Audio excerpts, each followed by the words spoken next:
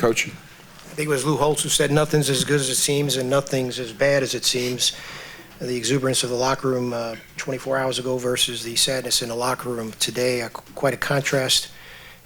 Despite it all, congratulations to VCU, and I couldn't be more proud of the magnificent Atlantic 10 season at Davidson College, and these guys, these leaders have had for us. All right, questions for student athletes? Dave. Brian, what was the main difference today than it was 9 days ago at Davidson when you played them? I think at home we did a better job dictating the tempo of the game. We didn't surrender control for really any stretch of that game, and I think here we let that happen. We let their defensive pressure dictate our offensive flow, and I think that's really the biggest difference. Scott. Tyler, talk about the pace of the game. You guys started up, went on like a 16-4 run, then they went on a 40-12 run, and then you guys went on a 16-0 run. Just talk about how that maybe wore you guys out, or the confidence and stuff. When they went on their run in the first half, the biggest thing that why they went on that run was we didn't get stops. When they make baskets, it gives them a chance to get in their full court press. And it kind of pressures us, and we took some bad shots offensively, which led to them getting good shots. And we knew it was going to be an up and down game. We knew it was going to be a street fight. We knew they were going to make a run. We knew we were going to make a run, but they outlasted it. Justin. How difficult is it when they're scoring and then their defense feeds that and it kind of works together? They do a great job pressuring the ball, speeding teams up. And like Brian said, I thought when we played them at home, we did a great job of handling that pressure, slowing down, taking good shots. And especially in the first half when they went on that run, I thought it kind of sped us up. We were taking some bad shots, which led to them running out and getting some open looks, and then they knocked them down. Anyone else for student athletes? David. So, Brian, when you cut it to 5 in the second half, what are you guys thinking? We're going to win. And is it to keep it going? It was a 16-0 run. To keep it going, how tough is that? It's with these guys, it's not that tough. With Tyler and Allie being their seniors and just seeing the way that they fight every day. I'm 21 playing college basketball. It's not that tough. Just bring energy the whole time. And at that point, I had a lot of confidence because we've had a couple pretty impressive comeback wins, and I thought, here we go, we're going to get another one. But I credit to them, they held us off. Scott. For both Brian and Tyler, now that this is over, you've got another big tournament looming for you. Talk about why you think you deserve a berth in the NCAA tournament. I think we've shown that we can play, in a great league like the Atlantic 10. We can compete. We played in North Carolina, Virginia, and we competed against them.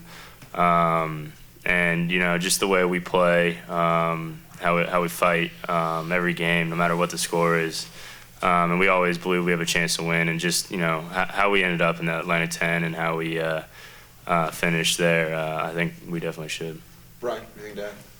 I think he said it all. I don't really know how that all works, but I think over the course of the season, we definitely showed we're one of the top 64 or however many at-large bid teams in the country. All right, anyone else for student athletes? All right, guys, thank you. Thanks. Questions for Coach McKillop?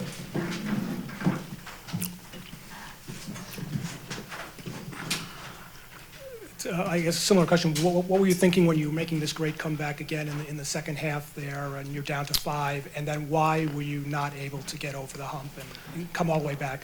Yeah, we mixed up defenses. We made shots. We got stops. And Travion Graham hit a 3 from the right guard spot, the right alley spot. And I think it was... I think it was Jonathan Williams made a drive through the crack of the zone and made a runner from the foul line. I think those 2 shots kind of got them feeling a little bit more confident and loosened our zone up. And again, we have to take the ball out of the net rather than off the backboard, and that disrupts your flow and your rhythm. And that's what happened in there running the first half. We didn't get stops, and the reason we didn't get stops, I think, was because our quick decisions with shooting the ball was not the way it was a week ago, 2 weeks ago.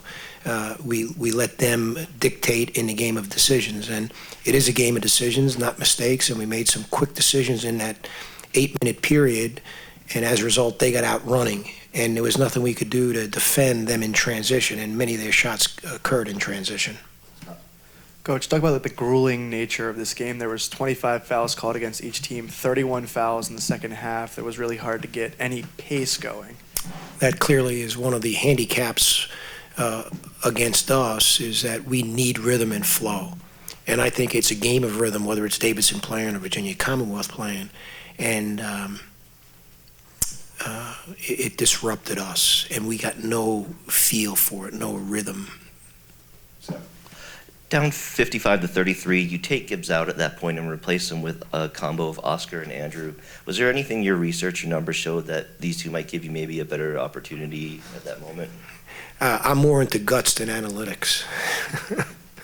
And my gut was that Jack was trying to hit home runs, and we needed singles at that point. We were trying to eat an elephant in one bite, and need to do it bite by bite. Yeah, coming from the SoCon conference, where you kind of had a perennial stranglehold on teams like Furman and UNCG in tournament play, what's it like coming to the A10 and competing at such a high level, and how does that help you develop your players even further? Well, the first thing is you're on a stage that's incredible. This is a Broadway stage. This is the direction, the leadership, the administration of this conference is extraordinary. Bernadette McGlade is a superstar. And it all filters down from her. And you feel like you are in the Majestic Theater on Broadway. I mean, that's the way we feel. And I think that elevates your energy, it inspires you, it tests you, it gives your players an experience that they'll remember forever.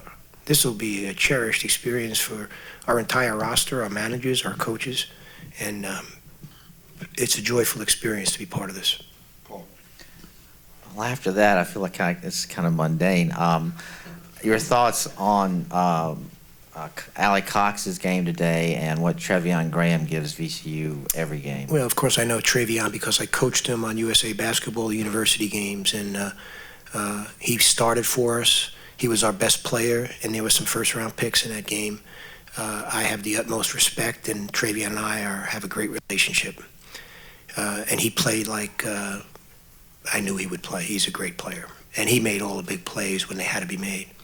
Mo Alley Cox, I mean, what he did from the standpoint of offensive rebounding and making foul shots today, it broke our back. 2 more questions, David. Matt?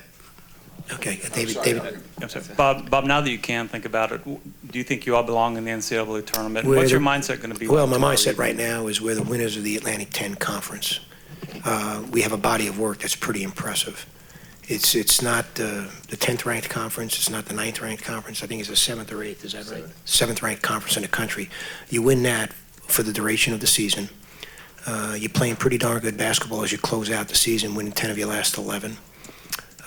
Yes, we did lose to Carolina and Virginia, but I think our Virginia game got people's attention.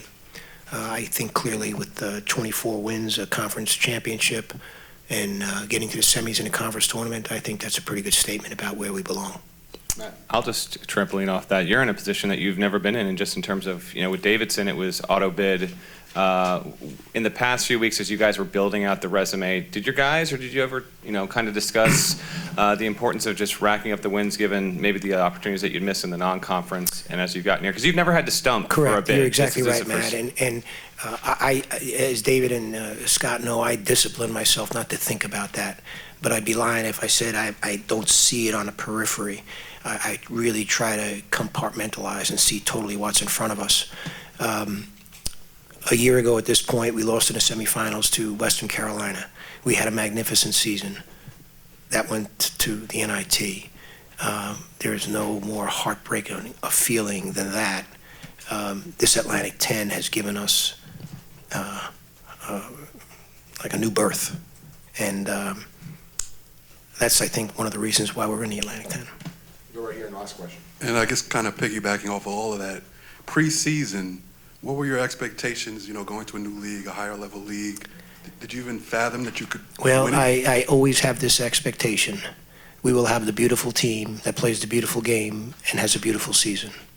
And we have fallen far short from that. But Browning said it best, a man's reach should exceed his grasp, or what's a heaven for, and we're always reaching for heaven. Okay, thank you.